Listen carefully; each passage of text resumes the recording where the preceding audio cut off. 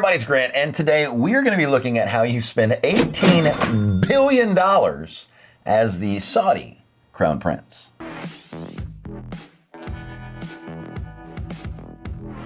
So before we get into the video, I want you to let's do a thinking experiment. How would you spend $18 billion? You know what? Let's not go with 18. Let's go with $1 billion. How would you spend $1 billion? I'm curious. I'm going to be thinking about this. I'm going to think about this, and I'm going to put it in the middle of this video or somewhere in this video. Let's go. No one knows how to spend tens of billions of dollars quite like the Saudi Arabian Crown Prince does. Just wait till you see his golden car collection.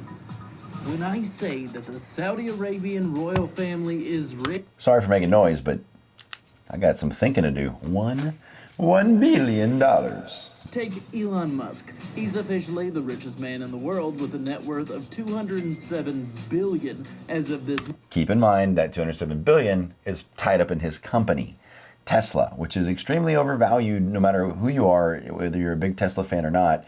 If you fully understand it, you understand that's impossible for Tesla, who sells less than any motor vehicle company, to be worth more than General Motors and all the rest of them. And then he's got SpaceX, which eventually will probably make him really, really rich. Now multiply his net worth by 6. Do that and you'll be just shy of the Saudi Arabian royal family's estimated net worth. Oh, shoot. I thought he said 11 billion or 14 billion or what billion? Now he's saying 600 billion. On a whole other level, the royal prince of this entire dynasty is Mohammed bin Salman. He alone holds a sizable chunk of the fortune with $18 billion. Colloquially, he is known as MBS, though perhaps the better way to describe him is as the de facto king of Saudi Arabia. Also loaded. It's his nickname. The Loaded King. You got that money. He's been Prime Minister and the Minister of Defense for years now, all leading up to the day that he inevitably ascends to his destined title of king. Not that any of this royal responsibility has dulled his spending habits in the least, though. As far as his princely homes go, his most expensive is his place in... Go! Look at this thing. All I'm looking at is the yard, okay? Listen, like, that's a nice palace over there, but the yard, bro. Not too surprising once you get a look inside the place. It's all columns and white gold color schemes. You just know that this place has an echo, too. As far as ridiculous amenities go, this one has its own nightclub, a gold-leafed fountain, a cinema, an aquarium, and of course... Gold-leafed. That's still expensive, but okay. A really, really big pool. It's 2022. A palace is legally obligated to have at least one pool. For a guy like this, having a yacht is kind of a given.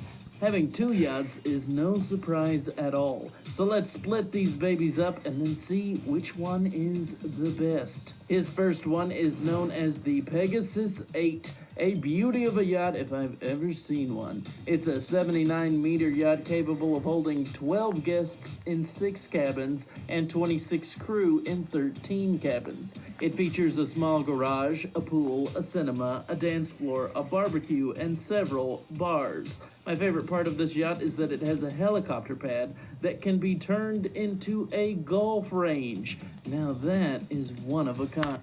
I'm paying attention, but I'm working on something for you too. But like, you want to go play golf on my yacht? That's what I heard. You really do kind of need to be a Saudi Arabian prince to afford this kind of luxury. Just picking it up cost $120 million. Of course, anyone who watches this channel knows that buying a yacht is just a small part of the expense, though. It's those annual running costs that really get ya. This one costs $12 million a year. So, does yacht number 2 hold up? What could possibly compete with hitting golf balls off your own helicopter pad? The second yacht the prince picked up was the one and only Serene. Despite the name that might make it sound like a peaceful and humble place meant to foster serenity and grace, it's actually all luxury all the time. It is a truly beautiful yacht with an epic black and white color scheme that looks pretty dramatic. as it's streaking across the waves. You can't use more than one boat though, bro. None of those are even the most ridiculous amenity this one's got. What? This yacht carries an all-electric VAS 525 submarine. I also approve of this. Oh, this guy's spinning it the right way. A submarine. Like, bro, hey, what's that? I don't know. Let's go find out. Literally. This little beauty can carry 5 people down to 160 meters for a max of 8 hours. It alone is said to be worth $2.5 million. As far as price goes, even by princely standards, you know he had to pause for a second before pulling the trigger on this purchase. That's because this baby is $500 million. Yeah, billion with a B. As if a $500 million yacht wasn't enough of an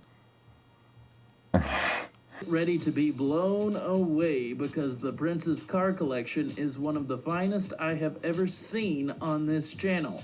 And that is saying something. While some rich collectors like to buy all sorts of cars for all sorts of purposes, the Prince is all about 3 things: luxury, luxury, and luxury. Lamborghini Aventador in gold. These babies go for like $500,000, and that's if they aren't gold. I actually misspoke earlier when I said he had one of these. Just kidding. That's because he's got 2. Just so you know, the gold thing is his signature and not some fluke. Let's look at his Bentley Continental Flying Spur. These are not quite Aventador expensive, but still go for like $200,000. For him, that's casual yard sale cash. Of course, he has my all-time favorite luxury car, the Bugatti Veyron Supersport. I will never own a car like that, but those are super sexy. Meow, Bugatti. These are super expensive, worth $2.4 million. Once again, not only does he have this one, but it is in gold. And he's got a second one as well. Guys, this is peak jealousy for me. As you might expect, the Saudi Arabian royal prince doesn't exactly fly coach. He doesn't exactly fly first class either. Seriously, he wouldn't even consider chartering a private plane. No, he's got to own an enormous plane just big enough to fit his royal entourage. The prince's personal plane is a Boeing 747 BBJ. This model is popular in the select craft. So just so you know, I am having just as much fun finding out how much I've spent $1 billion as I am watching this video of all this dude's great shit. So, did I cuss? It's fine. Family channel. Of billionaires who like owning planes big enough to start their own travel firm. This one is a pretty big expenditure too, with a price of $367 million. Though at least it looks like he's getting good use out of it. That does seem to be an issue with this family. This family has a tendency for buying these 747s, but not always using them. Evidently, once they had a 747 that they purchased for $275 million. The family owned it for like 10 years, but only used it for 42 hours. They ended up selling this one back to Boeing for over $90 million. I guess it's... I have one question. Why isn't it gold? Step it up. It's better to have your $200 million Boeing and not need it than to need a $200 million Boeing and not have it. So what kind of lifestyle does the Crown Prince have in his off time? I mean, a man who buys himself golden sports cars doesn't exactly just sit in his French chateau playing Call of Duty all day. He's got a party next level, right? You have no idea. Back in his younger days, he was known for bringing in people to a private island specifically designed to be the most luxurious. Yeah, I heard it. I was doing some math, but I heard it, and that looks great. I'm available, Mr. Prince, to go hang out with you. I have a beautiful girlfriend. You cannot have her. She has morals. That's the only reason you can't have her, because you know you're a prince. Would that test my morals? Like, Bella introduces me like Queen Elizabeth's like smoking hot 30-year-old daughter. Yeah, I have morals. I care about Bella. Yeah.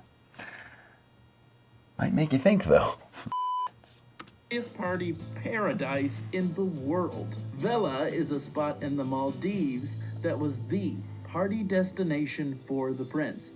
The gorgeous locale offers your own private beach, a golf course, and all kinds of luxury accommodations.